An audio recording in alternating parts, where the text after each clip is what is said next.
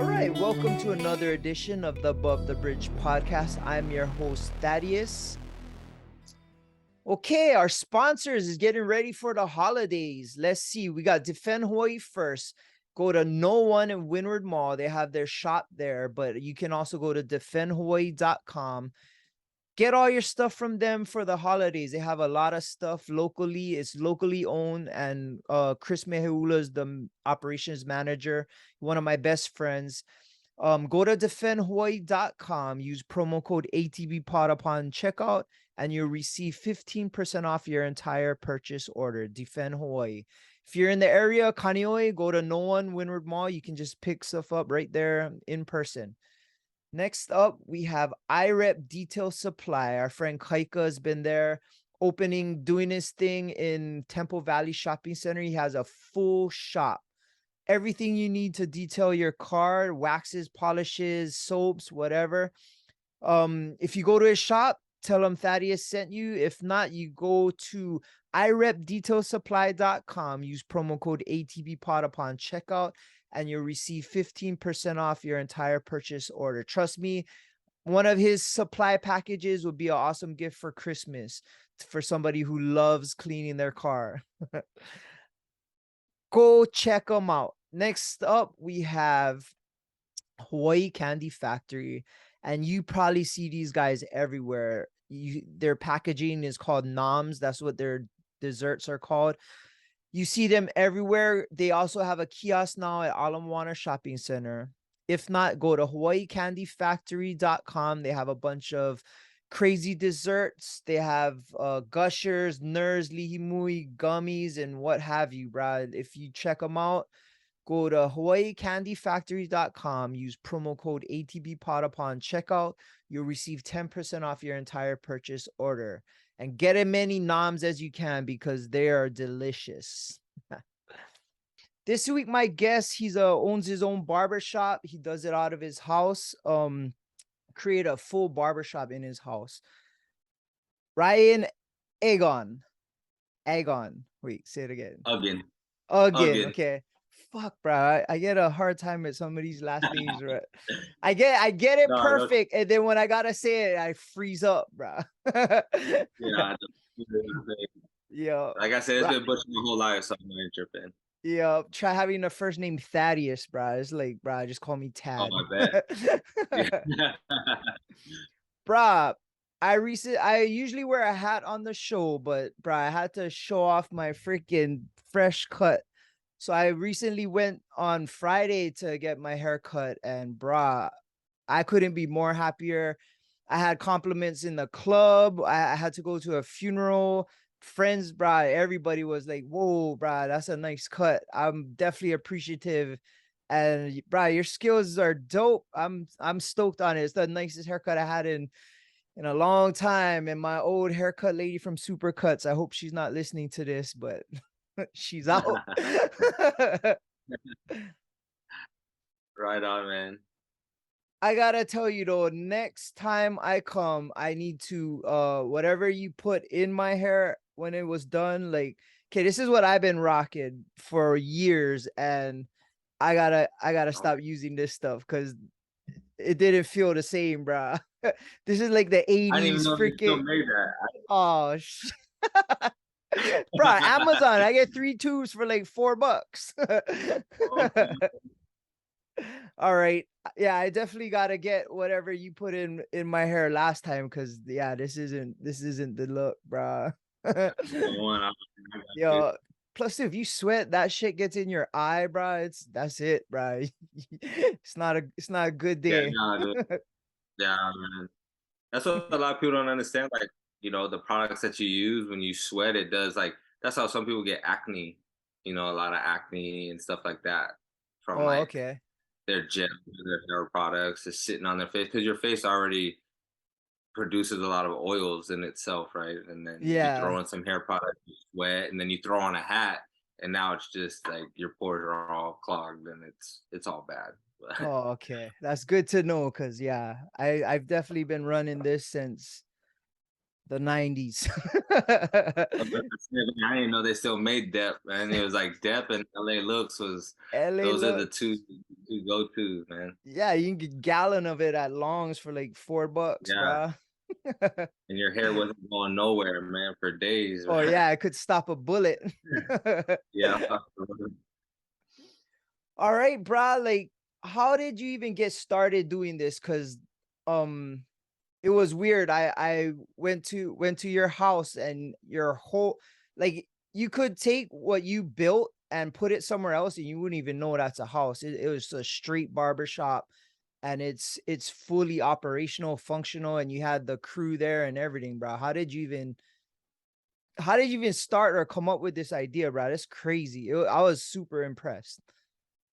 So what what originally transpired into like this whole barbershop thing was I was doing construction. I worked for a private company and I was doing the drywall and the paint side. And man, I just wasn't happy, bro. I was miserable. I hated life. Every day driving to work, I was just more and more upset and I didn't know what else to do. The only background I had, never went to college, um, barely graduated high school. The only background I had was in retail because when I worked at like Fitted and then I worked at Journey, so like a bunch of little retail spots. So that was all I had to fall back on. Um, but I had kids, so I was like, man, I can't even go back to retail no more. So it's like, Yeah. what are we gonna do? And so long story short, I was chopping it up with my boy Sebastian from a while back, and we had brought up a barbershop before. I'm like, oh man, that'd be dope if we opened one up because right across Fitted there was a small little shop. It was like a little jewelry store for a long time, and we're like, dude, that'd be a perfect spot for a barbershop. Whoop de whoop. Years passed, that never happened. Again, I was upset with where I was in life and what I was doing. I wasn't happy. I wasn't doing what I liked. And so I was like, man, I had talked about being a barber, opening up a shop. And my wife was like, oh, yeah, that's cool, and it just kind of didn't really think much of it. But I was like, man, maybe I could really do this. And at that time, my son was like 2.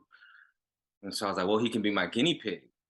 So, man, I was trying to cut his hair like 2, 3 times a week. Like there was nothing to even cut. Every time I cut his hair, it was like 2.5 hours in the Oh, garage, sweating. He's crying. And I'm like, man, this sucks, dude. Like, how am I gonna make this happen? How am I gonna make this work? Because I had never, aside from that brief conversation I had with Sebastian, I had never talked about being a barber ever. That's And so I was like, crazy. man, how am I gonna all of a sudden just out of nowhere be like, hey, I cut hair, come through. So I just kind of like, just kind of slowly put it out there. I started following people on Instagram um, that cut hair and just kind of had to teach myself. So the school out here, the Hair Institute, um, it it's like a full-time job. And I think it was like at that time was like $15,000. Oh And yeah. you had to go there like Monday through Saturday. And so like I said, I had kids, I had a wife, and I was like, man, that just wasn't an option. So I was like, man, we're never gonna get this off the ground. Anyways, long story short, again, we're like, let's just go do it. Let's go look for a space. So we found a space in Waipio, and we were gonna fill out the application and submit it. And I was ready. I felt like my dreams was like right there. I was like this close, man. And then before turning it in, my wife was like, you know what? I think before we become business owners, we should own our own house. Because at that time we were living with my in-laws in Cunha. And Okay. so, man, my heart dropped. I got all sad and I was like, man, here's another setback, right? I didn't have clients, I didn't have a place to cut hair. I was cutting using like a little stool. And you're still learning at this time, right? Yeah, and I was still learning, so I was like super bummed out. So we go, and this was like 2015. So shortly after that, I was cutting one of my buddy's hair in our garage, and he had just bought a house, and he's like, "Oh, I bought a house in Kapolei." He's like, "Go check him out." I was like, "All right, bet." So I came down here into the neighborhood, and we walked into the sales office, and they told us about this flex space. And I was like, "What is a flex space?" They're like, "Oh, it's zoned for commercial use." And I was like, "Can you elaborate, like what?" And she's like, "Oh, you can own a business. You can operate a business from the bottom of your house." And I was like, "This is completely legal?" And she's like, "Yeah, it is." And I was like, "No way." I had to ask her like over and over and over again. I was like, "So if we opened up a barbershop, that would be okay?" She's like, "Yeah, that's fine." And I was like, "Oh my goodness." Looked at my wife, like, "This is it." So we actually didn't even get approved. And so we had to like come back a year. We had like to go through all kinds of hoops to get our credit and everything that we need, the credentials that we needed to get a house, to get pre-approved. So we came back a year later, and just in that time they're about to release a new set of homes. And man, we were able to, like by God's grace, dude, we were able to get approved, and it was first come first serve. And so we had got wind of when they were going to release it, and we ended up camping overnight Oh, really? in front of the Like sales there was a office. line? Yeah, so we were the first Oh, people in line, man. So we actually got to the next morning when the sales office opened, we were able to pick the lot that we wanted, the model that we wanted, and like I said, by the grace of God, he blessed us with this and so it wasn't everything. even built yet. No, it was dirt, bro. It was Oh, a dirt that's so ground. cool. So, yeah, so that was so I'm sorry. So we came in 2014, they told us what we needed. Then 2015 we got approved, and then we had to wait a year. So we didn't actually move in into 2016, the summer of Okay. 2016. And then finally when we moved in, man, it was still a brand new neighborhood, and we had no money, bro, to like hire contractors. And so I had already, like I said, I had got promoted in my construction job, and I had like moved up in my career in that industry to where I had all the knowledge and the skill, I guess you'd say, that I needed to actually build out the whole shop by myself. So my wife had the vision, and then I built everything up, man. From the countertops, the reception desk, installing lights, everything like was all me. And my wife was the one like, this should go there, this is the look we should have, this is the color we should use. It was like it was cool, man. So like I said, it was delayed gratification for sure. Yeah.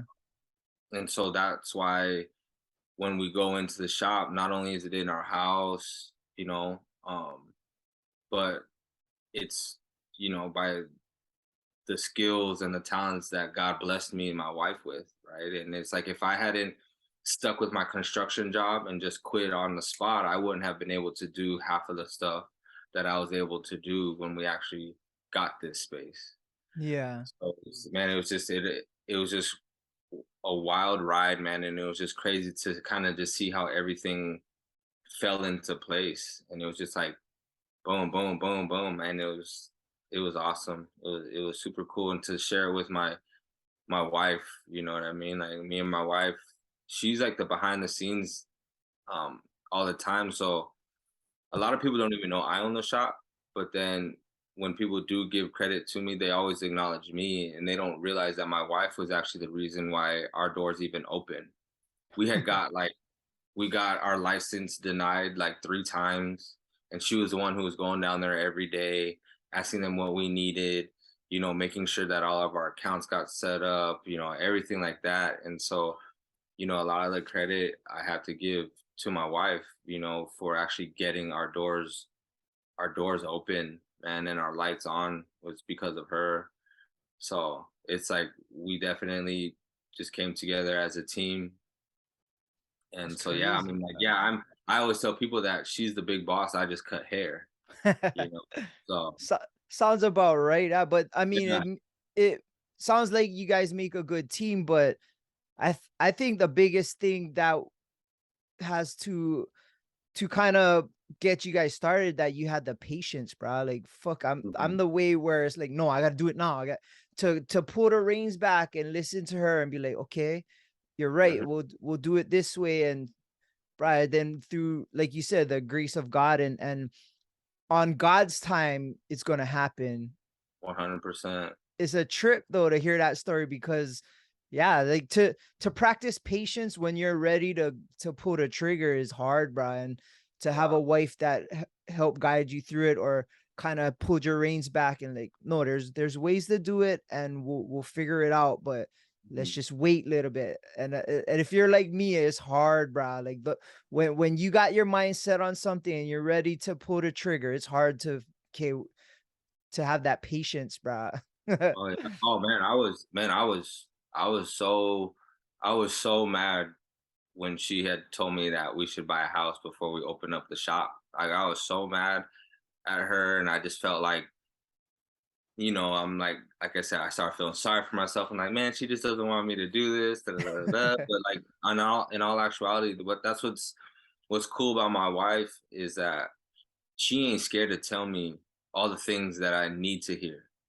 She doesn't tell me what I want to hear. She doesn't, you know, she knows how to keep it real and tell me like what's gonna be better for us in the end instead of just right now. Like she definitely looks out past today. You know what I mean? Yeah. I'm like you. I'm like, man, let's do it right here, right now, and then I'll worry about the consequences or the issues later. Yeah. But she, no, let's do A, B, and C.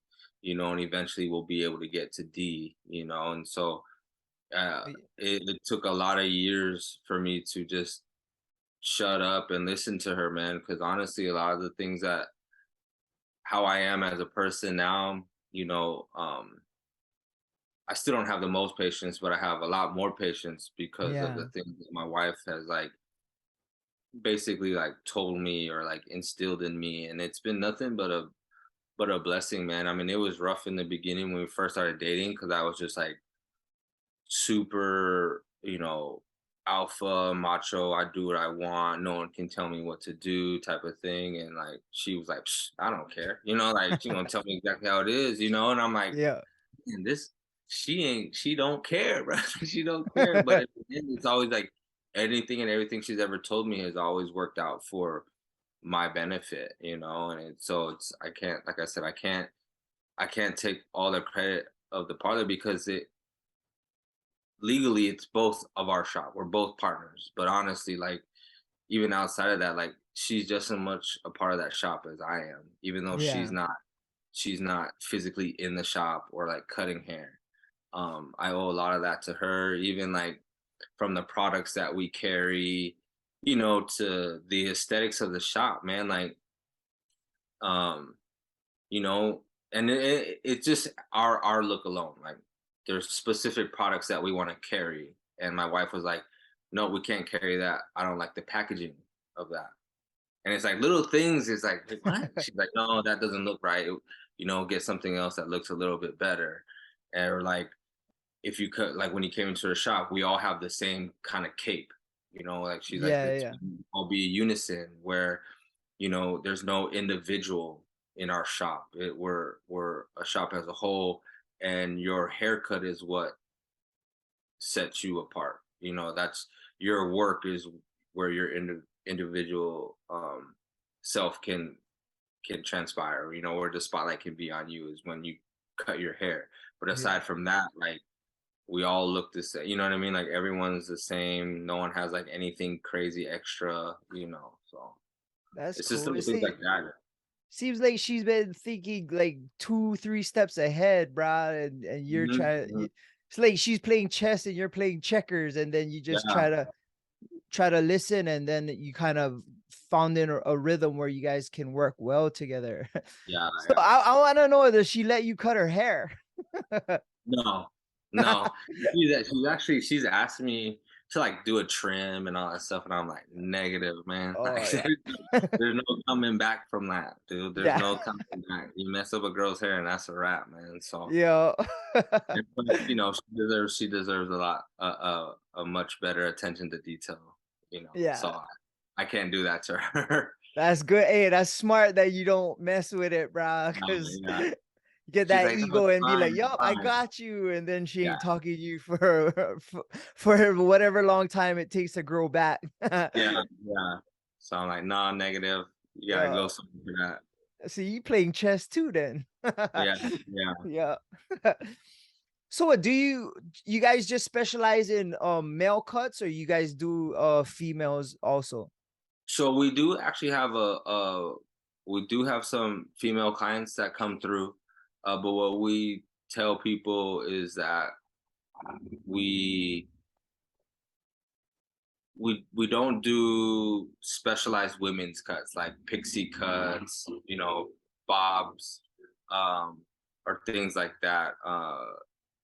Just and that's just for the benefit of the client. Like we're not gonna say, yeah, we can come and cut your hair, and then she comes in and she's like, "What did you do?" Like Yeah. so the women clients that we do come in, it's like they either have like an undercut or they get a fade on the side, they do a comb over, um, and things like that. So yeah, we don't do those specialty female haircuts, women cuts.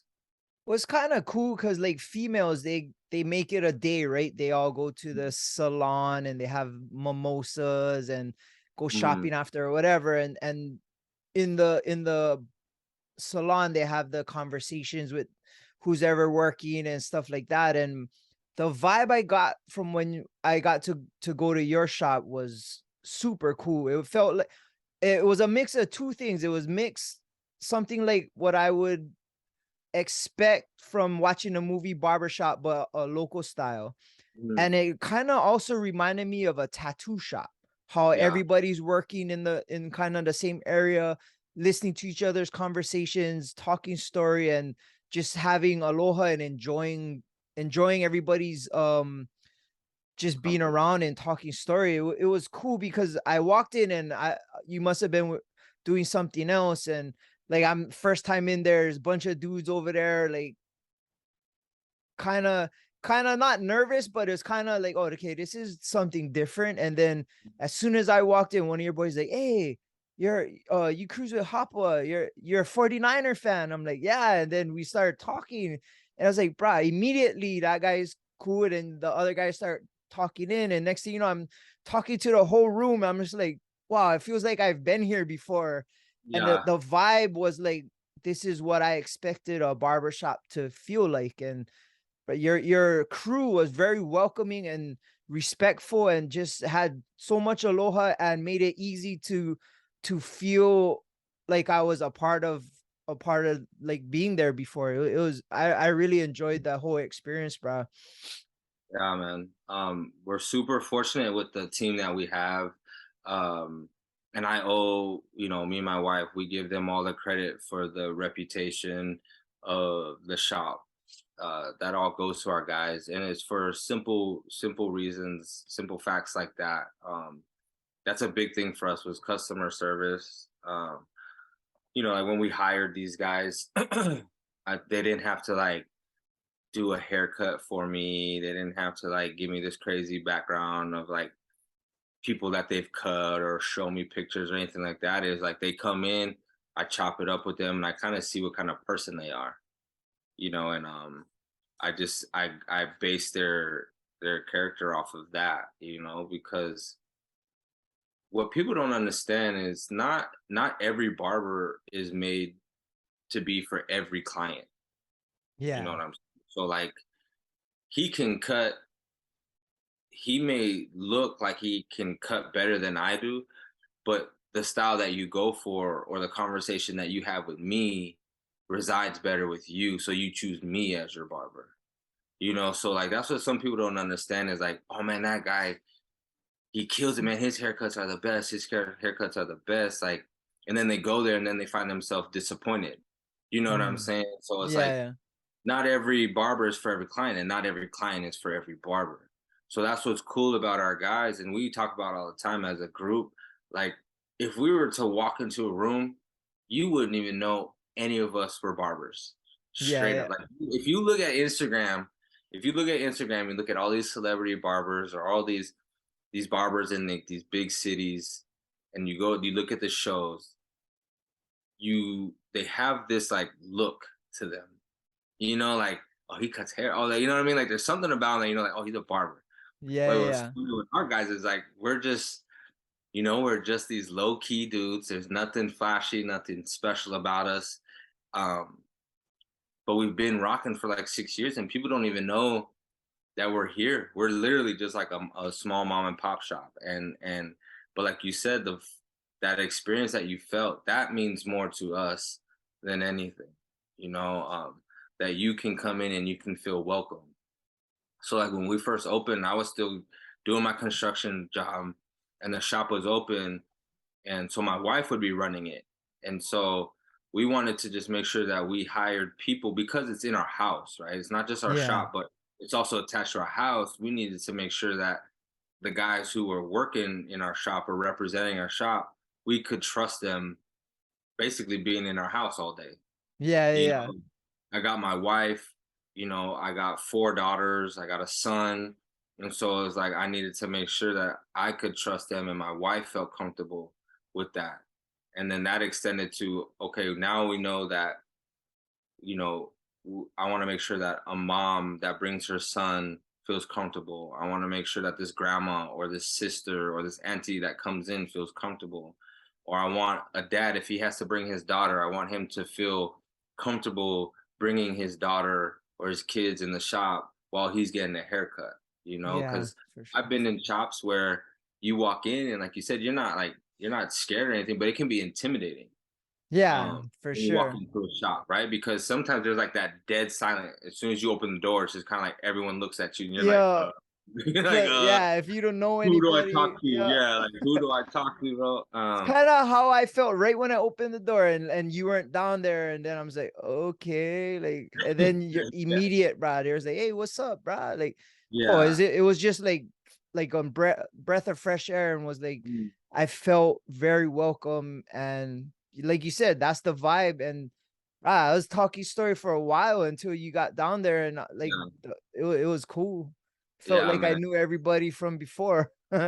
Yeah, no, and that's dope, and that's how I know I can trust the guys that we have in there. And like there's clients that have been coming to us for 6 years. So like when you walk in, like we'll remember like, oh, that's his client or that's his client, and it's just off top, but we're still greeting them, and then as Yeah. they're leaving, like everyone says, all right, man, have a good one, or we'll see you later, or good to see you, whatever.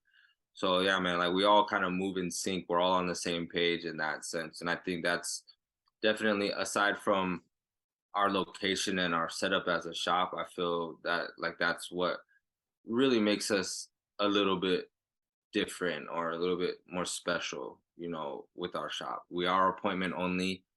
Some people, they don't understand that, but we do that so that, one, like we can respect our client. Like we're designating an hour for this client, so we're not gonna, I don't have a client in my chair and then I got 3 people walk in. Now, okay, I'm gonna rush this dude to get to them, Yeah, or yeah.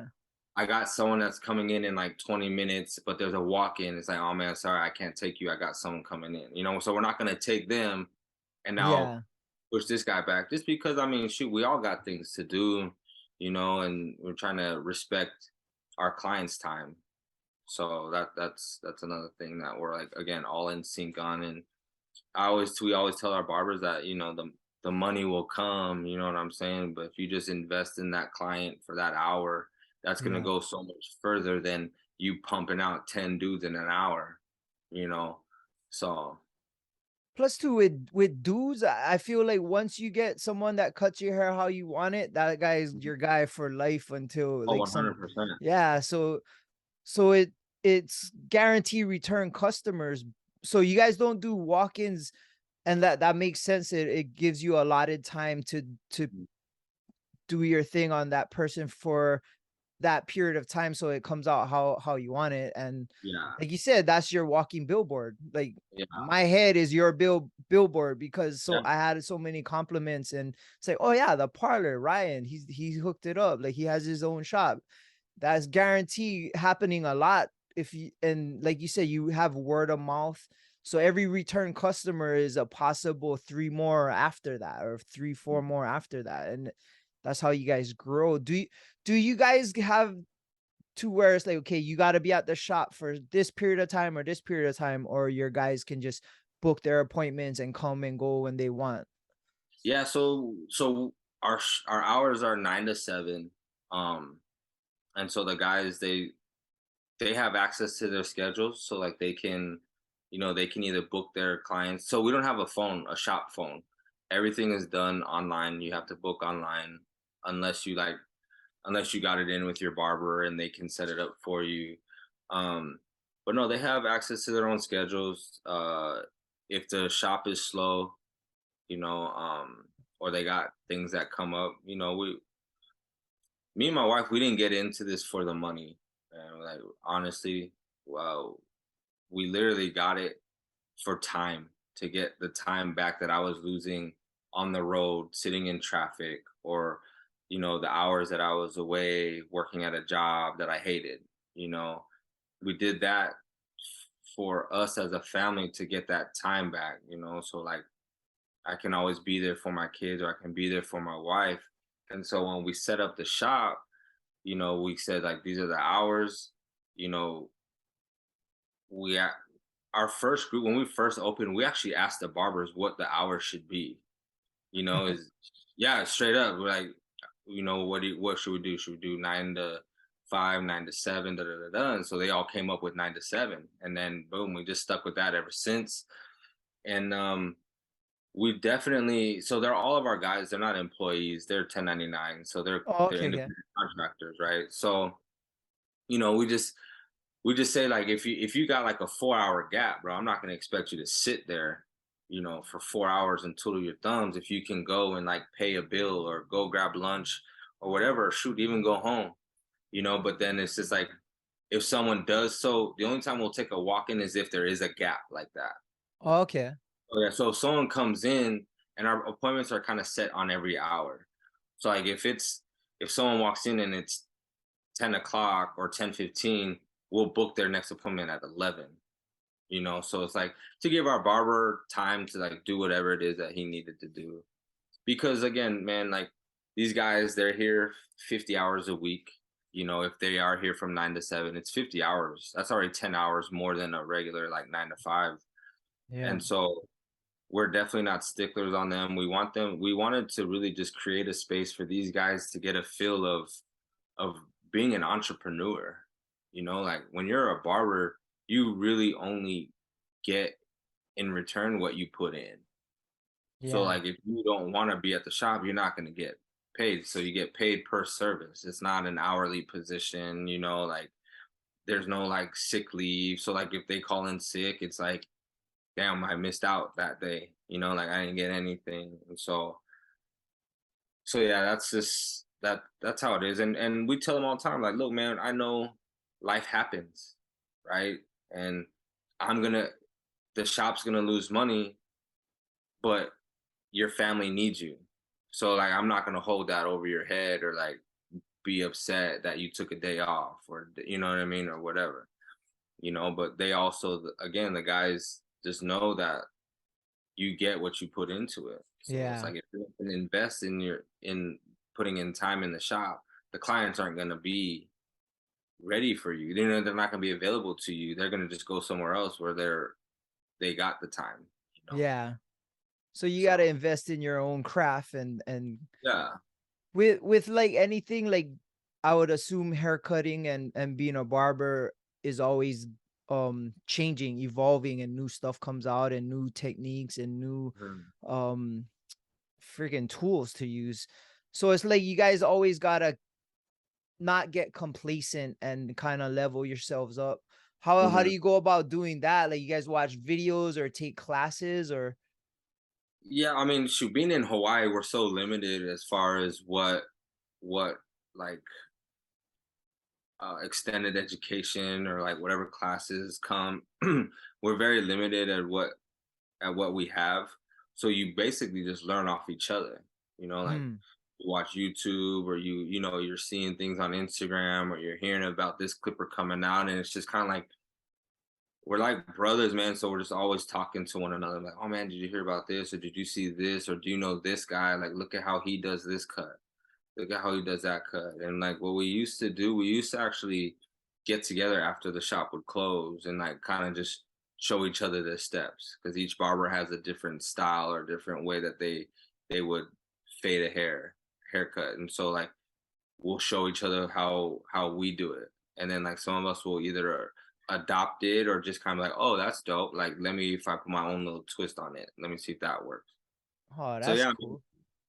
so we've had some people come out, but it's hard to get them out here. I mean, just Yeah. we're across the Pacific Ocean, you know what I mean? So Just gotta offer them a free vacation to Hawaii and give a seminar or something, huh? well it's kind of like it's cool because you see so like barbering is it's kind of like a new like wave. It's like a hype, right? Like Yeah, a it's lot of getting people are popular. super like into it and like especially after COVID, people thought they could just buy a pair of clippers and be like, I just cut my own hair. Nah, man, after COVID, we got a lot of messed up haircuts that came to the shop.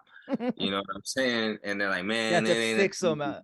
Yeah, like, yeah, we know it ain't easy, bro. That's why we charge what we charge. You know what I mean? It's not just we're not just putting a number up in the air and be like, oh, I want to make this much money. You know, Yeah. it does take time, it takes practice, you know, it takes patience, but it's like when you try to fly out like a celebrity barber or like a well-known barber, man, it's expensive, bro, because Yeah. they've built their platform up so much and like they're wanted by celebrities. They're wanted in different states. Like, dude, there's barbers that go on tours, bro.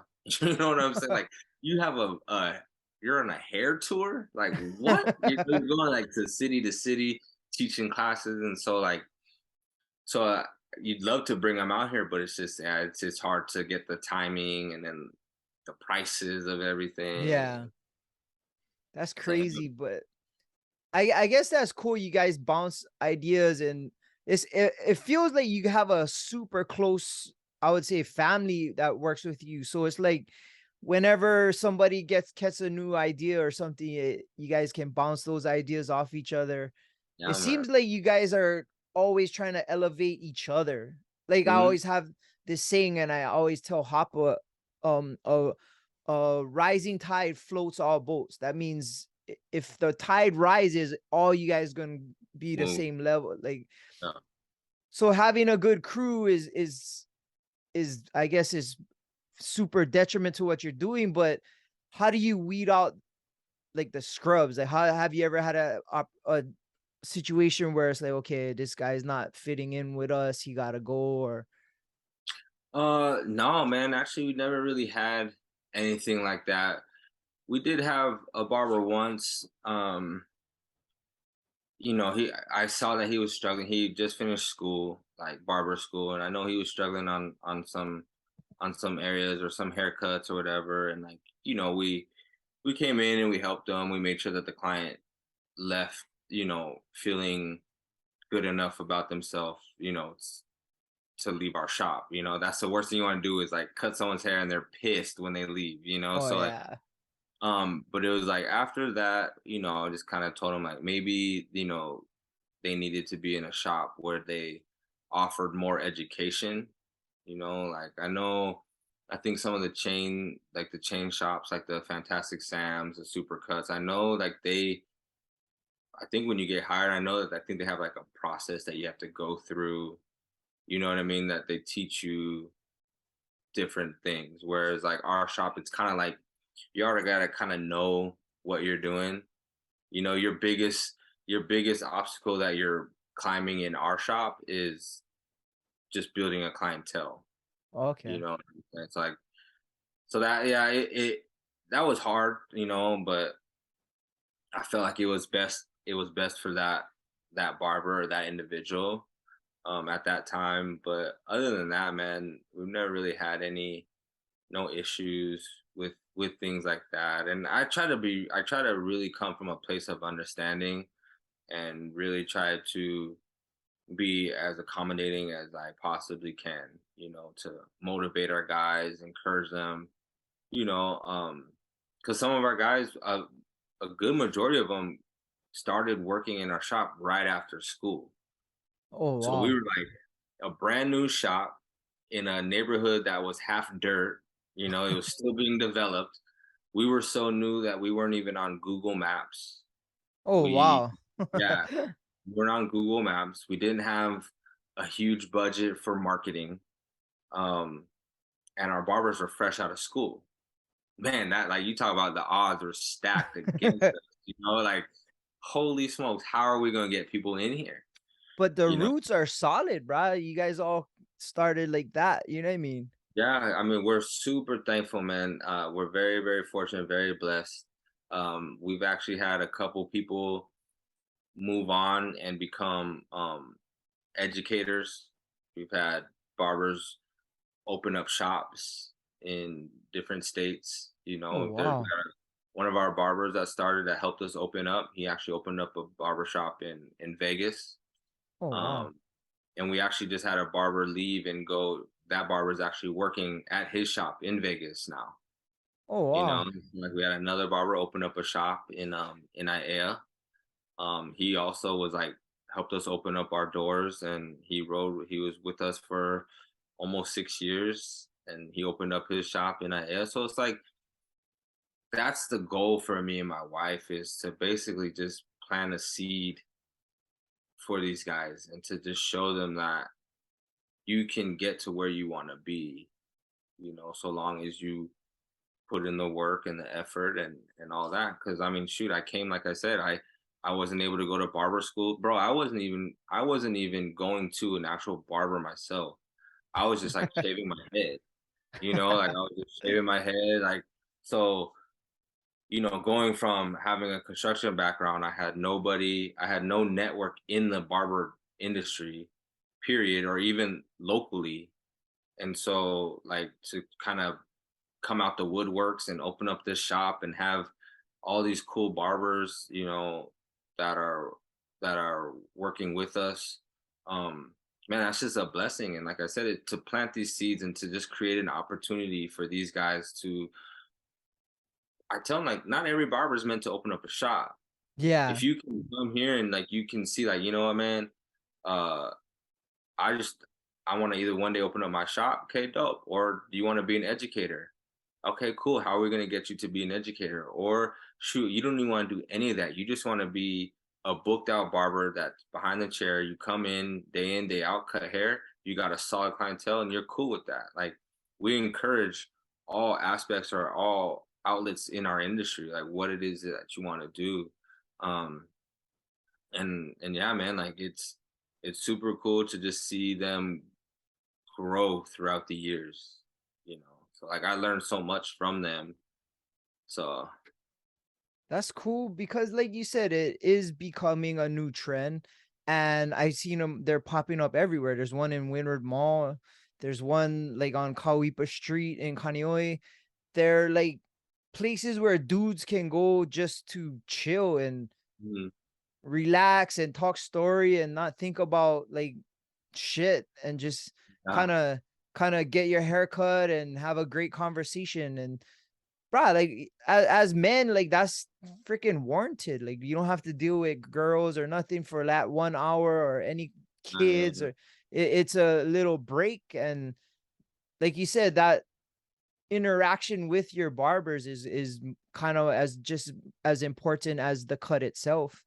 oh, 100%. I feel like the interaction with your barber is almost more important than the actual haircut that you receive because a lot of guys, it's you know like w- we hold a lot of stuff in, right? And then like Yeah. you go, like sometimes you can't even tell your boys the thing Yeah.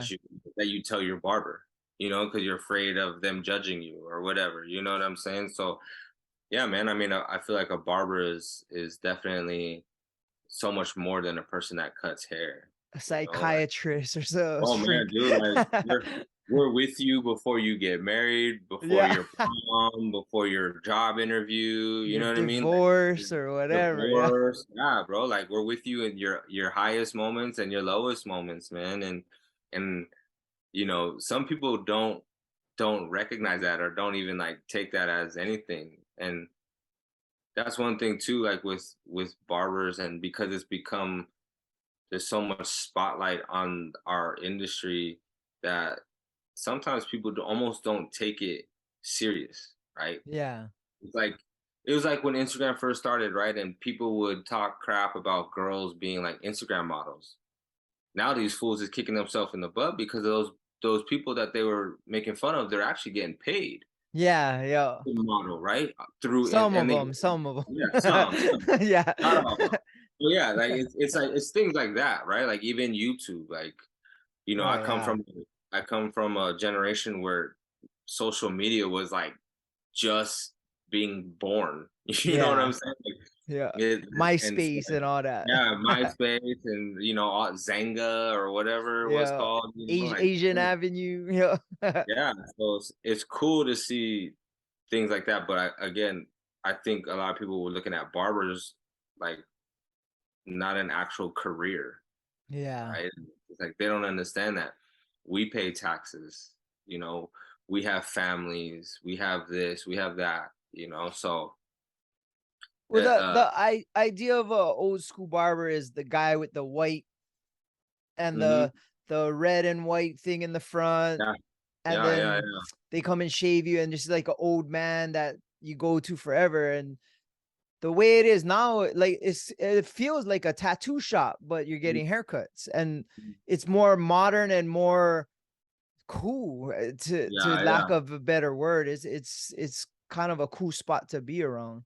yeah, yeah. Like, and so being in the kind of neighborhood that we are out here in Kapolei, it's a lot of our clients, we got from 2 years old to 85 years old, and Oh, so that's some of our cool. older clients have never even been in a barber shop before. They've only been to corporate companies like Super Fantastic cuts, or Exam, yeah, things like yeah. that. So like you know learning terms and lingos that you say to a barber, right? So they'll come in, they'll be like, oh, can I get a taper? And then you try to break down to them what a taper is. Like, oh no, I want it all the way around. So like, oh, so you want a whole fade, right? And they're like, oh yeah, okay, yeah, yeah, yeah.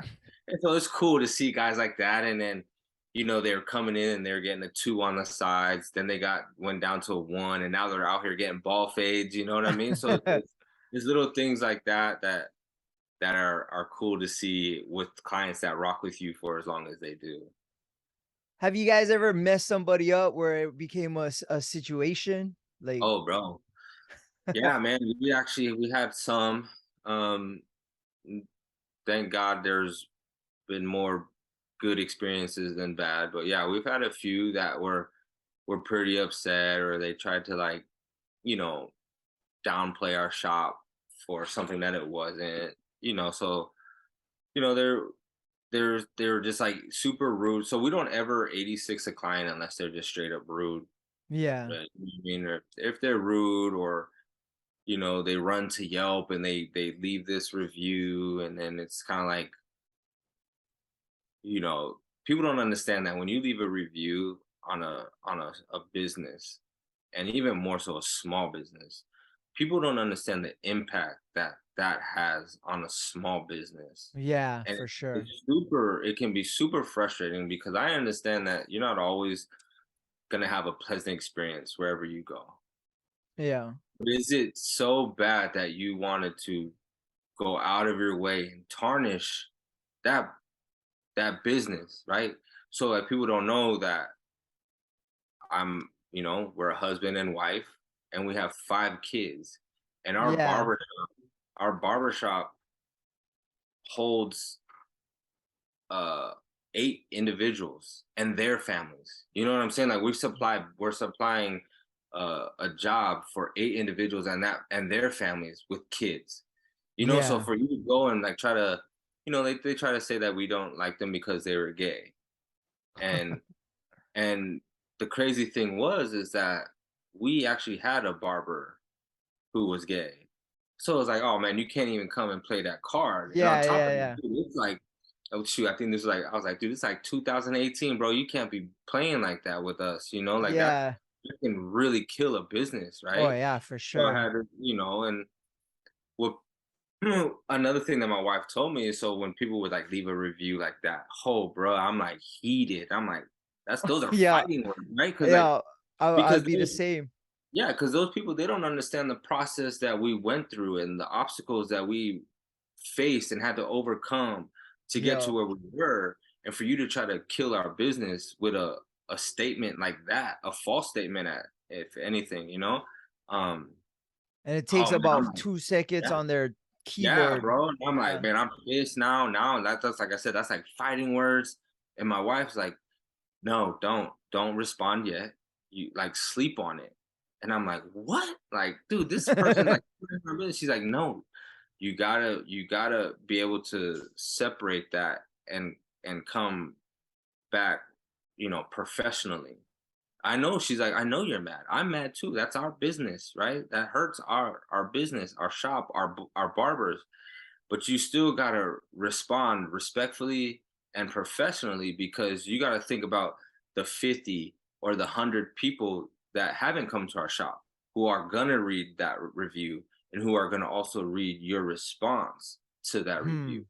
So you as an owner have to come, and how did you handle that situation? Did you come back hostile? Did you come back mad to where like you came back so mad that holy smokes, you scared 20 people away? Like, dang, I Yeah, didn't think yeah. that. You know what I'm saying? So that was another thing that my wife had to help me out with, things like that. And so going through things, review. So I never ever respond to a review that day. It's always like the next day.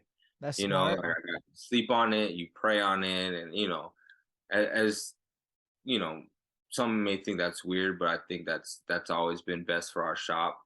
Um, and just as a business owner, I mean, even being on social media, my wife tells me like, "Don't chime in. You can't chime Oh in." yeah. And I'm like, Yeah. "What?" She's I've like, learned that. Yeah. yeah, you got to think about the business, and then you got to think about your barbers and your clients, right? Because like I can have an opinion on something, but my client who's been rocking with me for 4 years has the opposite opinion and got completely offended by something I said. You know what I mean? Yeah. And just Yeah. wrong. So it's little things like that, like having to grow up and just be mature and handle things Yeah. professionally. You gotta So always imagine, think big picture. Seems like your yeah, girl is a good yin yang for you, bro. It helps one balance thousand you out. percent, Yeah. bro. I come in at the end of the day. I mean, I wasn't born out here, but I grew up out here, and so the local boy instinct kicks in, and it's kind of like, let's go, bro. Like Yep. you gonna Yep. 5 years, bro. And Where she's like, send me your location, yeah, bro. she's like, no, stop, fall back, relax. Like, you got kids, you got a wife, you got a business that you got to represent. So, and on top of that, I also got to think about our barbers, right? What kind of Yeah. example am I, setting for them? If I'm popping off on every client that has a different opinion from me, that's gonna feed off on them, and Yeah. I can't have. So like, there's been things that have been said about our shop, or if a client was this or a client was that, and then I handle it or I diffuse it, and my guys are like, bro, no way, dude. There's no way I would have done that. Da, da, da, da. But I'm like, oh man, you took don't trust me. It took all of me to not say, you know what I mean, what I really Yeah. want to say. But then again, that's just, I'd rather I'll take, one bad review and get 50 clients. You know Hell what I mean? yeah. Yep. Versus proving a point for no reason, because that guy's not coming back anyways. You know what Yeah. I'm saying? Yeah. And then jeopardize possibly new clientele, right? So, That's smart. And taking that role is amazing because you're leading by example. mhm, mhm, And when you lead by example, you're in the trenches and you're showing everybody how to do it. That's learning from you. That's hard. mhm, That's the hardest thing to do. Like you said, like you pop off, oh, this is how we do it. Then your other guys will feel like, okay, this is what we do also. And mhm. then now it's like you're saying that now you're losing clients versus Yeah, like, okay, we have one bad one. That's all right. We'll get four more good ones. And yeah, it's smart to handle things that way. I definitely understand how hard it is. And I've been in situations like that where it's like, oh, like what do you do? Like it's you feel Yeah, like you're going against your own morals, but then yeah, you're sometimes as an adult, you got to change your morals to understand the bigger picture and the outcome. Because I mean, when we were younger, it's easy, like, oh, what? Okay, boom. Like you don't yeah. have kids, you don't have something that can be taken from you.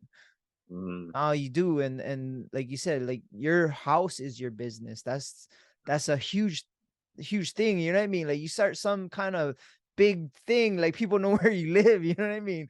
Yo, yeah, straight up, you know? So it's like gotta keep that kind of stuff in mind and then, Yeah, just keep in mind of the neighbors. But then also like if like I said, if our guys decide to open up a shop one day or they go to another business or they go to another shop, they'll know how to diffuse a situation. So yeah, like I said, when we first opened, I wasn't even in the shop um Monday through or Tuesday through Friday because I was doing my construction job.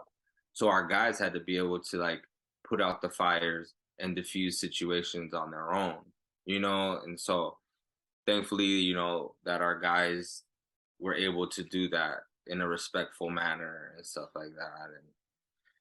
And so yeah, man, I mean, we're just so thankful from where I was, 15, 20 years ago to where I am now, man. It's like I would have never thought, I would have never imagined that I'd yeah. be where and When I met it's you, you as a promoter, and fuck, I'm still in it, but I have a real job. But no, no, no, that, yeah, no, that straight up. And yeah, I used to look at guys like like you guys, vertical junkies, Hanson, and then I yeah, worked at this dope shop. I worked at Fitted, yeah, and so yeah, there's Ola, there's Cuzzo, there's Bass, there's Jared. You know what I yeah. mean? And I'm like, but I was always like that guy in the back. You know what I mean? Like, oh, like I know him, but he's just with them. You know what I'm saying? Like I always felt like, oh, I was just That's so with. and so's friend or Yeah, whatever. like I never had my own thing to stand on, Yeah, and yeah, this is who I am. This is what I do. It was kind of just like that's the owner or he's the face of the company. He's a designer. You know what I'm saying? Like, yeah, oh, he does definitely. all the meetings. You know what I'm saying? Like, oh, go talk to him. And so it was cool. Like, I mean, it was cool because I met a lot of dope people like yourself, Hanson. Like, I met a lot of like great people that I look up to even till today. Um, all through working at Fitted and trying to get into promoting. And I'm just so thankful that I was able to meet you guys, meet people like you, but also just kind of branch off and find my own lane, like, Yeah. and then I'm able to call my own, because that's what I always wanted. Like, man, I don't want to be just the homie, bro. Like, I don't want to be just a guy in the background. Like, you know, I need Yeah. him to do this, or I need them to do that. So It's hard, bro, to put yourself out there. I mean, I to do this podcast, it took a lot of time, and for years I was talking about it, and finally I actually pulled the trigger. But it was to have something that's my own. I always was a part of a team, like Artist Group Network. That's my team. And if it was hard for me to just put myself out there by myself with something that I wanted to do without having my team with me. mhm. And for me, that was like a first. Like when I used to compete and fight, I would be in the ring by myself, but I would have the whole team, the whole training camp or whatever. It was a team effort. And Yeah, then I was just the guy in the ring. This time everything is me. I had a producer that had to leave, but it was my vision, my dream, and I pulled the trigger. It took a while, but I did it. So to have something that's my own, I created my own website. I figure out how to do it like without help. And Brad, and when you start something, people start kind of attaching themselves to it and you start rising. It's like, wow, I fucking did something out of nothing. And you and your wife must like have that feeling every single day, bro. That's super cool. yeah, man. It's like I can't say it enough, but it's such a blessing to to have what we have, to be where we are, to have the team that we have, and we really just come from a place of just being grateful for all the people involved, or all the clients that we have and stuff like that. Man, I have more clients that I never met before we opened. You know what I mean? That support my Yeah. shop. And I'm sure you've seen it too, like more than people that I've known for 20 years. You know what I'm saying? Yeah. Like, and it's cool to see that. Like when I'm downstairs, I'm cutting hair, and this stranger walks in and it's like, "Well, I got an appointment with so and so in the back." It's kind of like, "Yeah, man, you can go ahead back there." And it's like, this dude's a complete stranger, walked into my shop, found us, God knows where. You know what I mean? Like, Yeah. if I open up our schedule and I see that our schedule is booked, it's just like, goodness gracious, man, It's that working. It's that's God, working. bro. Like straight up, Yeah. and that's another thing. We just can't take. Me and my wife really can't take any credit. We really just give all the glory to God, because I say that this whole journey started out with a prayer and a dream, and it took years of praying, on this one dream, and what felt like was never gonna come, God came through. You know what I mean? Like he put people in my life that I needed at the time that I needed them. He made me wait. He made me go through things that I never would have went through on my own. You know what I mean? And Yeah. it actually helped me out more than hurt me. So yeah, man, it just can't give enough credit and to God, bro. It's really all him. Like I said, a prayer and a dream is something that I've always like said that our shop was founded on. That's super cool, man. And gratitude is the best way to appreciate God. And I've been through it and I know it. And that's how I start my day, is already appreciating what I got, because you can't be in a bad mood or you can't feel sorry for yourself if you're thanking God for what you have. And that's something I try to start my day with every single day, because it's already you're already a step in the right direction in the morning or Yeah, whenever you no, get up. yeah, no, straight up, yeah. I What I want to believe that. ask, what I want to ask you is, brah, how sore was that fucking tat on your neck, dude? So this one was it wasn't fun. It wasn't comfortable. Um, it wasn't as gnarly as I thought it was gonna be. Now I'm not saying it didn't hurt. I'm saying that it wasn't as like crazy as I thought. So I actually got another piece on the back of my head, and Okay. it goes up almost to like the crown of my head. And bro, because that one comes down to my shoulders. That bad boy, that one hurt, bro. That one had me second guessing myself as a Life. man, bro. I was like, holy smokes, we were like an hour in, and I was like, what did I get myself into? You cannot But stop now either, no, huh? and no, dude, I thought, so it's a portrait of Jesus, and it has like the crown of thorns on it, and he's going to doing my head, and he's like, all right, man, I'm going to take a break.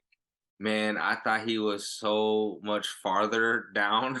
And when I Oh. looked, all he did was like the eyes and the crown, and we still had the rest of his face, his beard, his hair, and we still had to get onto my shoulders. And I was like, "Are you kidding me, bro?" That was That's the it. that was the craziest 5 hours, bro. Like I was like crying on the inside. I'm not even lying. Oh.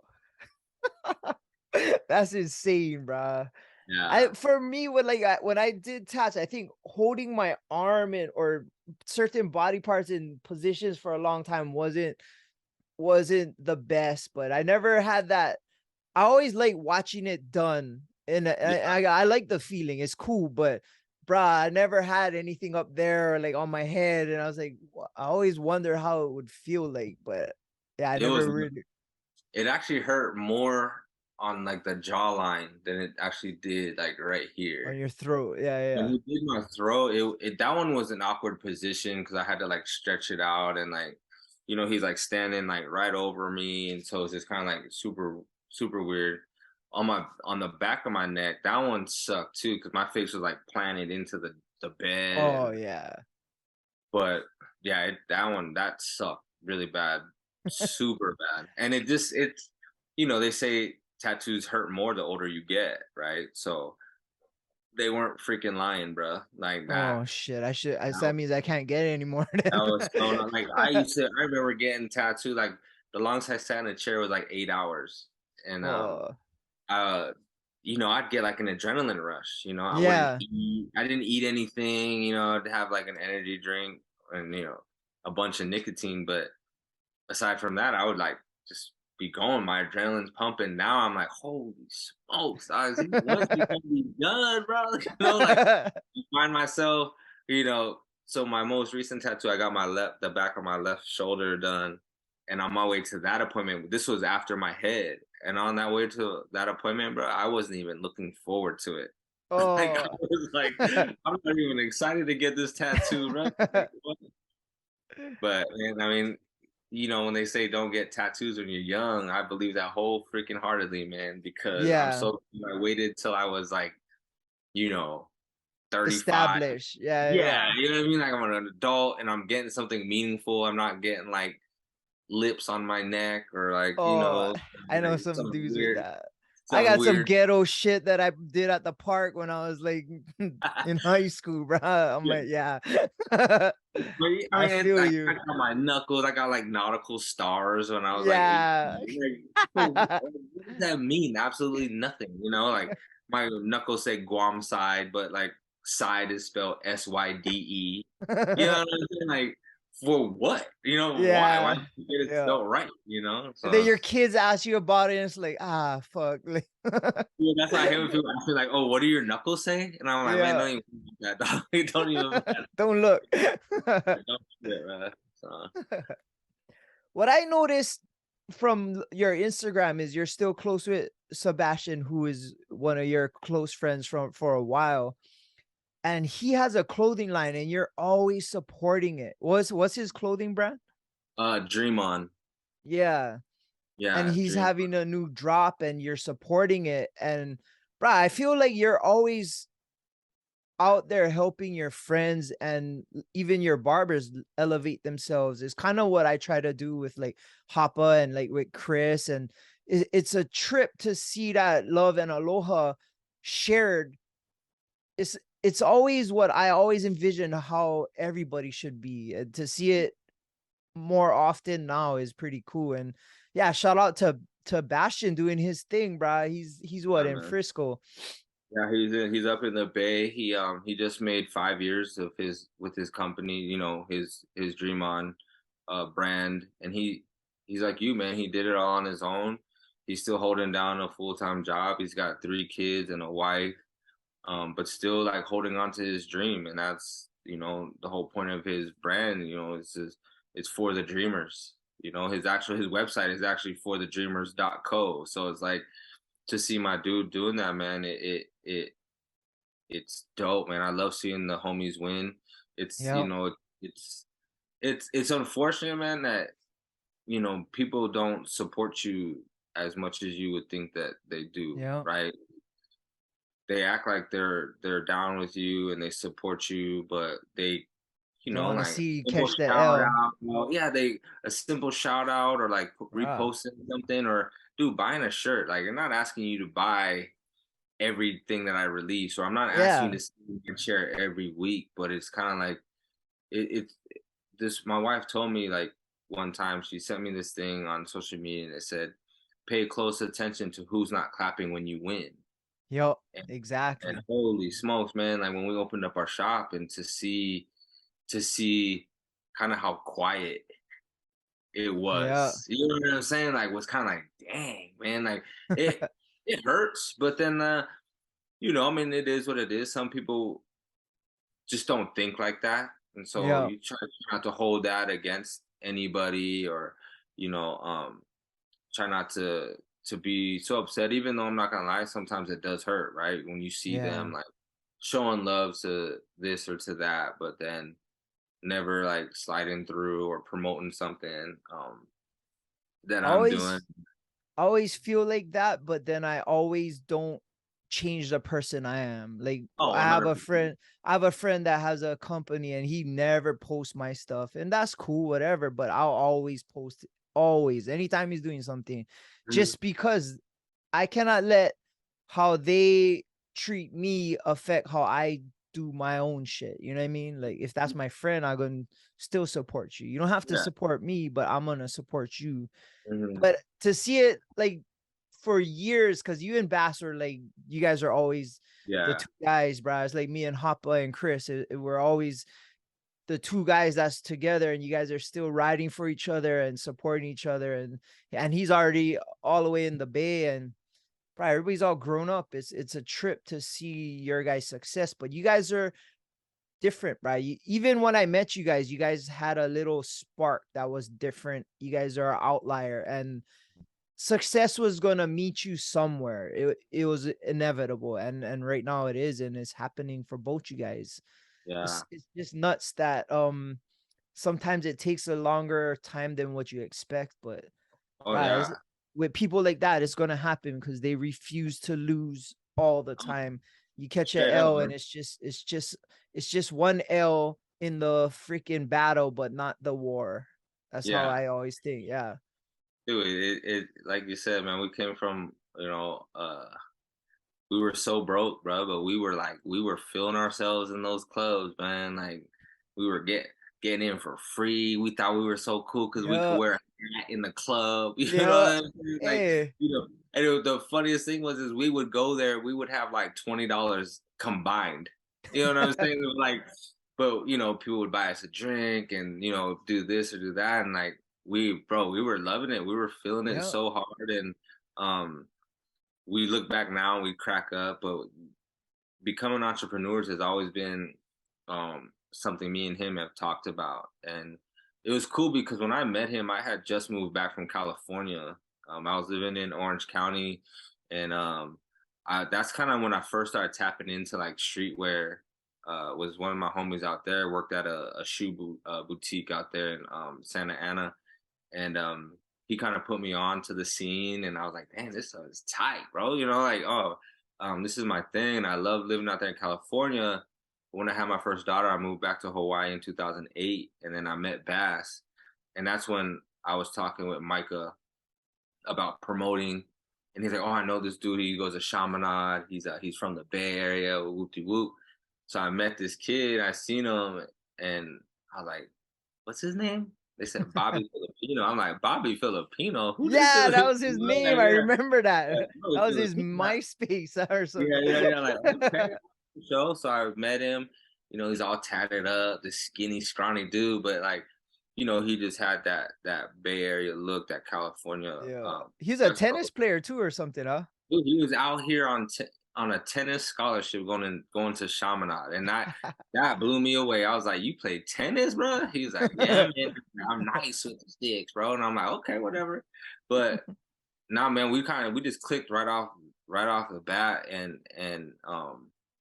man, we just like you said, we were just everywhere with each other. Like Yeah. that was my boy, that was like my brother. He's like one of my best friends for sure, and love him to death, and um, just always keeping it real with one another and just pushing Yeah. each other, supporting each other, encouraging one another, to keep doing the thing.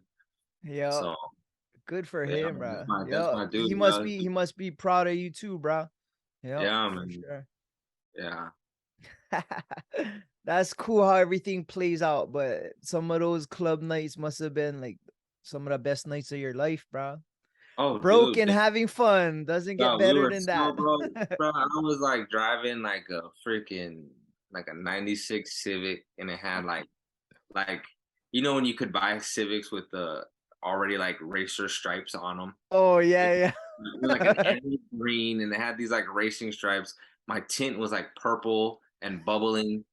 My AC didn't work. You know what I'm saying? Like, man, but we thought Bass didn't even have a car. You know what I'm saying? Yeah, We were like starving. All we had was like a cheeseburger because we were so yeah. broke. You know what I mean? Like Cup of my man just noodles. had like he had like only a mattress on his floor, but you looked in this dude's closet and he had every name brand, every drop from fitted that ever came out. Like my man was the flyest dude on the block. You know, I'm out here in the line living with my mom and dad. You know what I'm saying? But like people didn't know that. And they didn't Yep. have to know because Yep. we were just like, nope, let's just put on this show and just act like we're rappers or something, dude. And you know, we were really feeling ourselves. Yep. But yeah, man, it was funny. I mean, that's how I knew my wife was a real one, dude. Because I met her actually while I was working at Fitted, and when we went on our first date, I picked her up in my dad's. He had a 3 Series BMW. Pulled up, picked her up in Oh, the so Beamer. you're styling. You know what I'm saying? Yeah, I kind of had a front a little bit, and so Yeah. we went on our date, and then we were dating actually for a little while, and then for like a month or so, and we were in Mililani, and I met her at a fast food joint. I think it was Long John Silver's when it was still in Mililani, and we were done eating. We walked out, and there were 2 cars in the parking lot. There was her Nissan Altima, right, brand new Nissan Altima, and my Honda Civic. Yeah, my wife, she was like, "Where'd you park?" And I looked at her, and I'm like, I'm like, really? Oh, really? I'm like, you know, damn well that's my car right there. That's the only other car in the parking lot. She just cracked up. She was like rolling. She was dying. She's like, whose car was that Beamer? I was like, that was my dad. You know, so you know what I mean. So my wife met me when I was super broke. I was like making $300 a week. You know, worked at and so it was. That's how I knew she was a real one, man. Yep. Ride or die from the humble Well, beginnings, bro. 100%. 100%. Yeah, that's good, bro. That's good story, man. Yeah, and we crack up. We told our kids that, and they started dying and laughing, and it's just funny to this day to think Yeah. like that, 'cause that's how much I was like fronting, bro. You know what I mean? Hey, fake it till you make it, bro. Hey, 100%. So last thing, bro, how's having daughters, bro? I am in the same boat as you, but not as many because kids are expensive. But Yeah, having daughters changes everything, and I know you feel it because definitely changed my mentality, my lifestyle, the way I look at girls. yeah.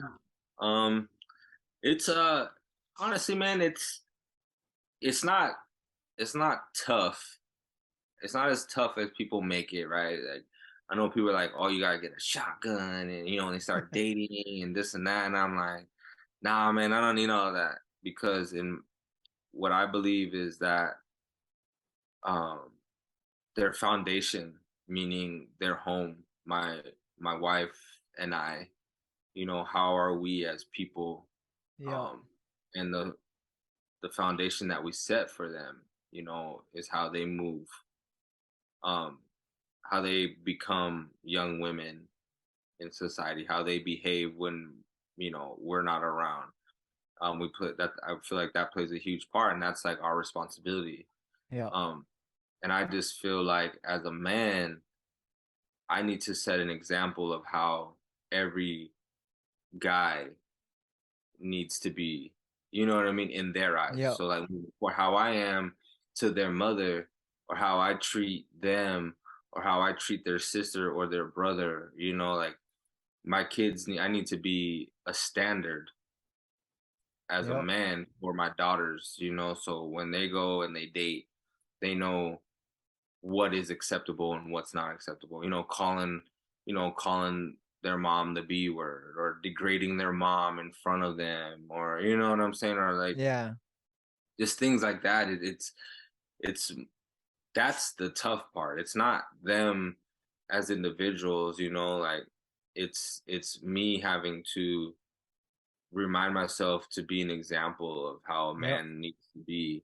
Um that's that's what was hard, but that's also where my wife comes in. And like I said, she's changed me to be a much better man than what I was, you know, um, as a teenager and as even a young adult. And so I owe a lot of that to her. What they did teach me is like patience, though, bro. It's like yeah, for sure. really being patient and you know just being a little bit more sensitive because I'm not really a sensitive dude.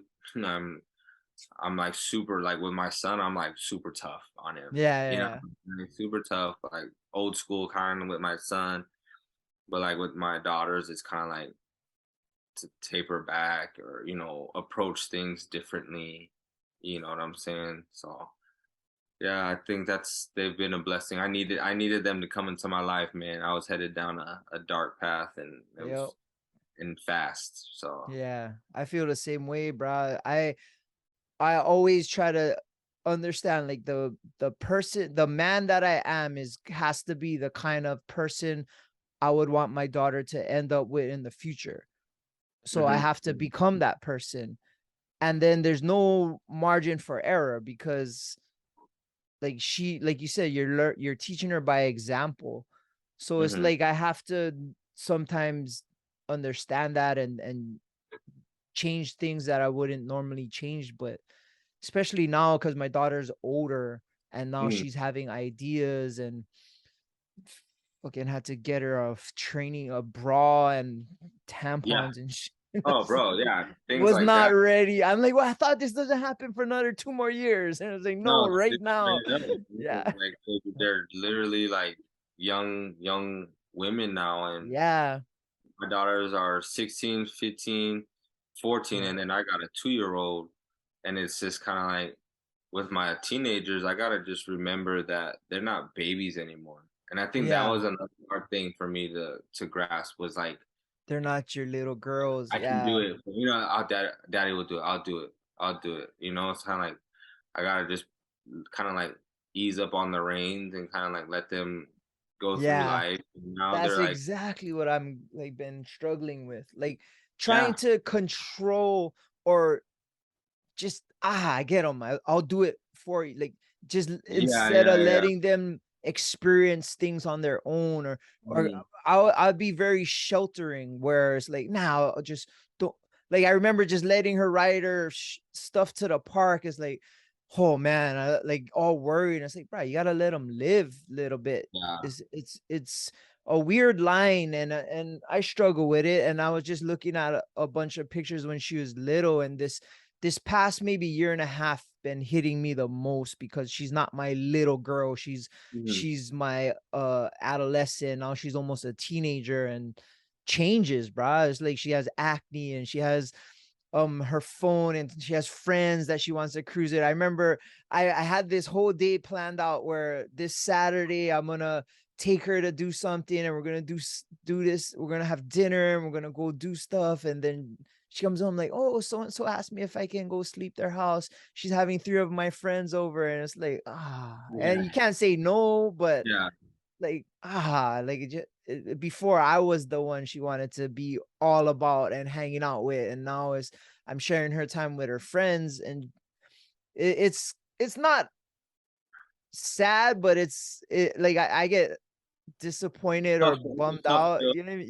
It's a Yeah, tough pill to swallow, to yeah, accept that yeah, they are growing up and like you said, they have to experience things and you know, but like I know we're on the same page with it too. Like you still draw a line. Like we tell our kids, because we're talking about things that, we weren't talking about 2, 3 years ago. You know what I'm saying? Like we're for talking about sure.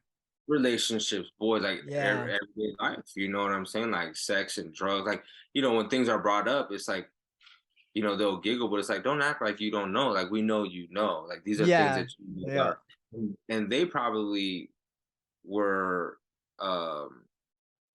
got face to face or like heard some of these things a lot younger than when we did. You know what I'm saying? yeah, Because when we were younger, social media didn't exist. When you yep, went through and exactly. experienced certain things, you were actually like face to face with the blunt. You know what I'm saying? You're Yeah, face to face with like sex or drugs. You know what I'm saying? Like whereas now is like they see this stuff on on their TV, phone. they hear it in Yeah, their music, they see it on TikTok, and you know what I'm saying? Like it's almost yeah, like praised and glorified now. And so now it's just kind of setting a boundary, saying like, look, I know what you're exposed to, but this is wrong and this is right, and yeah, trying to break that down, but not overly like sheltering them. You know what I mean? Because it's just a different day and age now, and these kids are so much more, I feel like, just easily influenced Yeah. by their peers and the things that they see. Like I went and I spoke to Kapolei High School, um, to one of their academies that they had, and I guess it's more like some of the kids are like I don't want to say like they're troubled youth, but they're kind of heading down that path. And and just looking at them, bro, and I'm like, man, you guys have no idea, dude. Like this is this part of life is easy, bro. Like Oh yeah, this is where exactly. you need to have fun, man. These are like this is where you're planting the seeds for your future, you know. And I Yeah. told them that, you know, I grew up in the suburbs and I had everything like basically handed to me on a silver platter. My parents were gonna pay for my college. I was, you know, doing this and doing that, and it was choices that I made for myself that made my path in life so much longer and so much harder than it needed to be, you know? So I Yeah. think so that's what we try to tell our daughters is like life is not what you like what me and mommy have. Like us having a business in our house, you know, like and what looks like we don't ever work. You know what I'm saying? Yeah, Like yeah, we're yeah. working, like you know what I'm saying? We're working, but like you guys gotta set yourself up for what is it that you want to be? You know what I mean? Like Yeah. life isn't just chilling all day. You know what I'm Yeah. saying? So but we're super thankful that our daughters are very they're academically they're very, very intelligent and they're very proactive with what they're trying to do with their grades and their school and their Yeah. careers. So thank God they're good with that stuff, man. Because I it was rough for me. I was the same, and I kind of had a problem at one point where I would assume my daughter would be doing the stuff that I would, so I'd be like, "No, you got to do this," and Oh, instead of 100%. yeah, and instead of she looked at me, and one time she's like, "Daddy, just let me try do it on my own," and I had to realize like until she messes up, I can't already assume that she will. So I Mhm, had mhm, to reprogram my own self that mhm. I'm not dealing with a kid that's Thaddeus. I'm dealing with Aria, who's not Yeah, like how Thaddeus was when he was her age. So I had yeah. to understand that and then kind of play off of that versus like already assuming that she's doing naughty shit or not getting her stuff done. And it's like she hasn't proven me she hasn't proven to me that she can't handle it because she's been handling everything. And I just okay until you mess up, then I'm just gonna let you do your thing, and if you need help, just ask. And Yeah, it's weird being a parent because there's no rules or books or I mean there are, but there are no rules or books for Aria. I'm just yeah. gonna learn on my own and figure it out, and it's been cool, but it's been Challenge. It's a yeah, been challenging, challenge. but it's Definitely. fun, bro. And like the other day, we were walking around the mall, and she held my hand, and I was like, "Oh, she's holding my hand," and we're walking the mall. And I'm just like walking around, like, "Yeah, this is dope," Yeah. because it's probably not gonna Well, happen. Yeah, we we went to a concert. Was it her? I think it was the her concert at the Shell, right? And our daughters were like dressed up, you know, and they yes, they look young.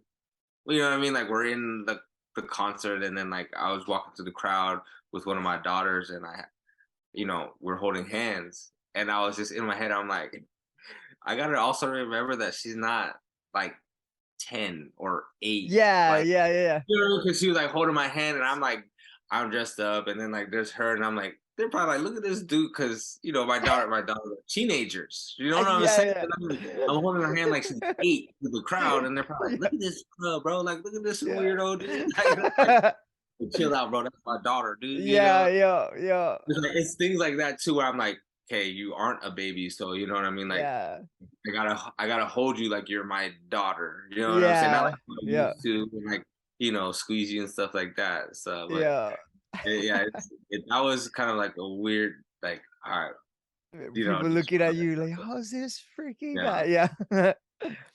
But Definitely understandable. Oh shit, bro. We've been going for over 80 minutes. I could talk to you for another hour, bro. But shoot, how can people find you and get a hold of you? Cause bro, I feel like you guys are just the tip of the iceberg right now. Your stuff is gonna start blowing up huge, and a lot of people, bruh. I mean, just me alone, so many compliments. And if people like you said, it's a small little mom and pop store Mhm. that you do your barbershop, and Yeah.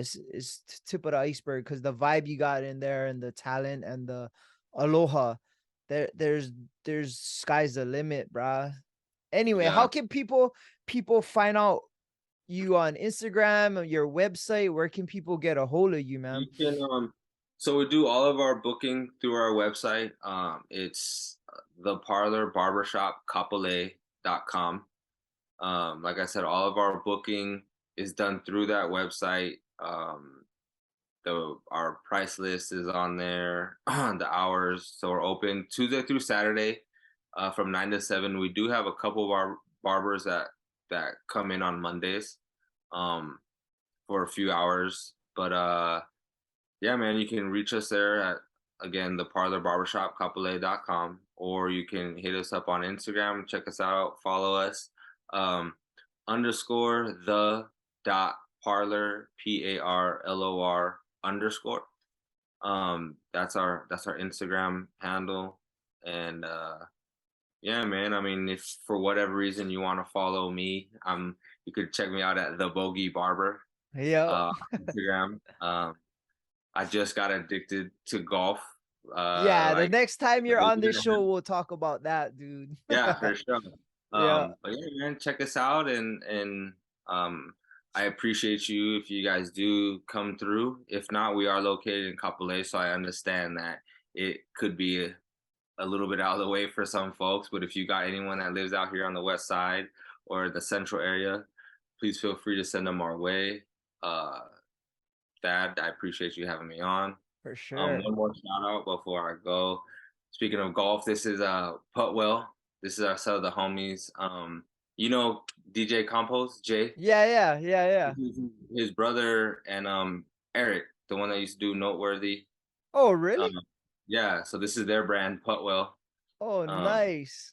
feel free to check them out too if you're just tapping Shout out in to with them. golf. Yeah. Yeah, they're keeping you fresh on the links, and in the streets. And again, check out Dream On.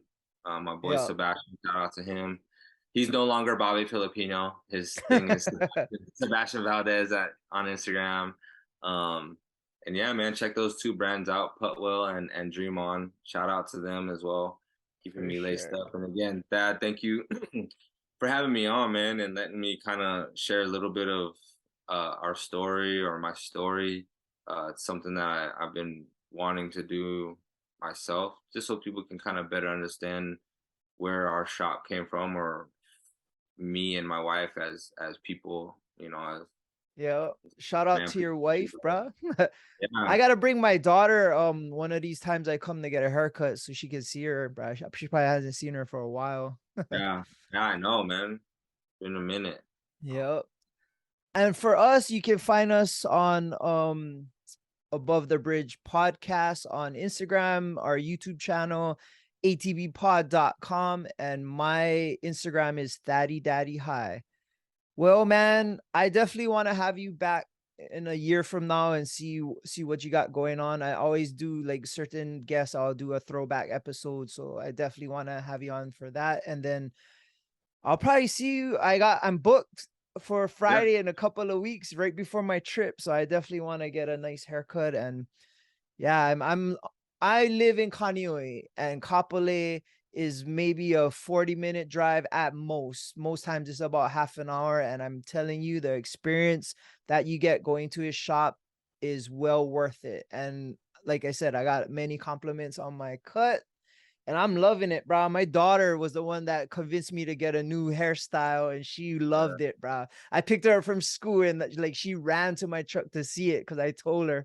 I sent her a picture on my way to pick her up, and she was about it. So that made me happy Uh, too. Because if you know kids, bro, if they think it looks funny, they're gonna tell you. oh yeah, 100%, 100%.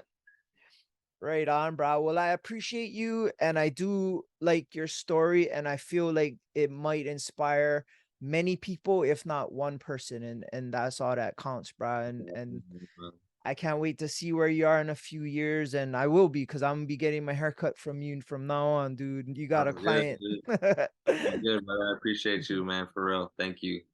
Right on, bro. Well, we're out. Shout out to the Artist Groove Network. Shakas for the cameras. Okay, brother. Have a happy Thanksgiving. Aloha. You too, brother.